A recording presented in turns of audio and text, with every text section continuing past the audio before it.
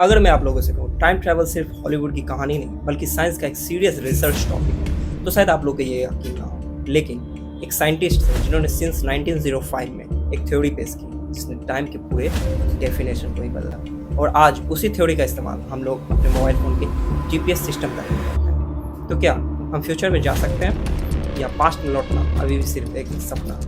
तो आज हम जानेंगे साइंस के नज़रिए से टाइम ट्रैवल की पूरी सच्चाई। तो हे गाइस, मैं सिद्धार्थ और आप देख रहे हैं सिट।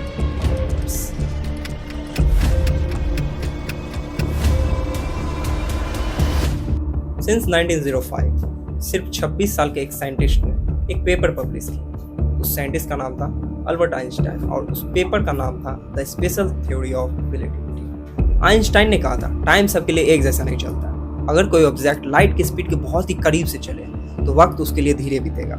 इसी को साइंटिस्ट टाइम डायलेशन कहते हैं। मतलब दो गाड़ियां एक साथ शुरू हो सकती है, लेकिन अगर उसमें से एक फास्ट ट्रैवल करे तो वापस आने का दोनों के टाइम में अलग अलग हो सकता है। सबसे बड़ा सवाल, क्या आइंस्टाइन ने सिर्फ अंदाजा लगाया था? नहीं। 1971 में फिजिस्ट जोसेफ हपेले और रिचर्ड केटिंग ने एक बहुत ही फेमस एक्सपेरिमेंट किया था। उन्होंने इस एक्सपेरिमेंट में बहुत ही एक्यूरेट एटॉमिक क्लॉक को एरोप्लेन में रखकर दुनिया का चक्कर लगाया था। जब ये क्लॉक वापस आई तो ग्राउंड पे रखे क्लॉक से इसका टाइम थोड़ा अलग था।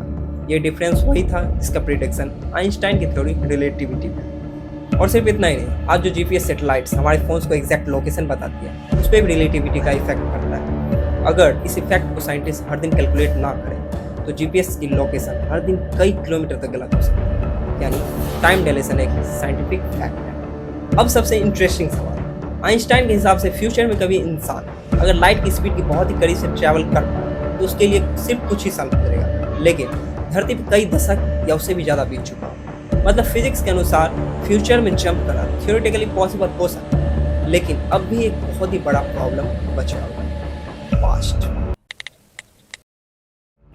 क्या हम अपना बीता हुआ कल बदल सकते हैं? इसी सवाल ने दुनिया के सबसे बड़े साइंटिस्ट को भी सोचने पर मजबूर कर दिया था। अगर फ्यूचर में जाना पॉसिबल लगता है तो फिर पास्ट में जाना इतना मुश्किल क्यों है? इसी सवाल का जवाब ढूंढने की कोशिश की दुनिया के महान फिजिक्स में से एक स्टीफन हॉकिंस ने।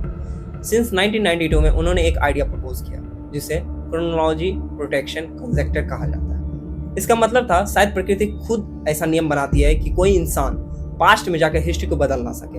ये एक साइंटिफिक हाइपोथेसिस है, ना इसे अभी तक एक्सपेरिमेंटली प्रूव किया गया और ना इसे कभी गलत साबित किया गया। सोचिए, अगर आप किसी तरफ 50 साल पास्ट में चले जाते हैं और अपने दादाजी की शादी होने ही नहीं देते तो फिर आप पैदा कैसे हुए?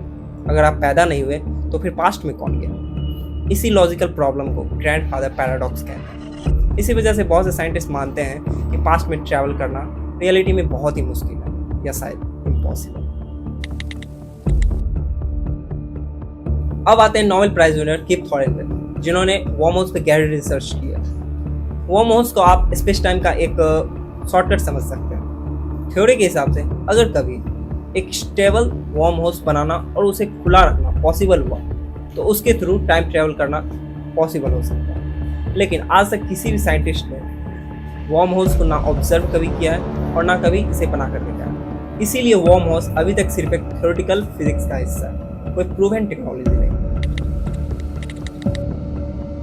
मूवीज में दिखाया गया हर एक सीन फिजिक्स के अनुसार रियल नहीं होता है। मूवीज साइंस से इंस्पिरेशन जरूर लेती है, लेकिन उसे एंटरटेनमेंट के लिए बदल भी देती है। तो आज साइंस क्या कहती है? क्या पास्ट में टाइम ट्रैवल करना पॉसिबल होगा कभी? फ्यूचर में टाइम ट्रैवल करना थ्योरेटिकली पॉसिबल तो है, लेकिन इसे अभी तक एक्सपेरिमेंट नहीं किया गया।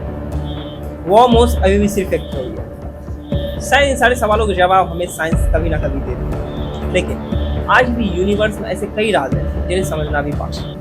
अगर आपको साइंस और स्पेस की ऐसी वीडियोस पसंद है तो चैनल को अभी सब्सक्राइब जरूर कीजिए और कमेंट में मुझे ज़रूर बताइएगा अगर आपको कभी एक मौका मिले तो आप पास्ट में जाना चाहेंगे या फ्यूचर में, और क्यों?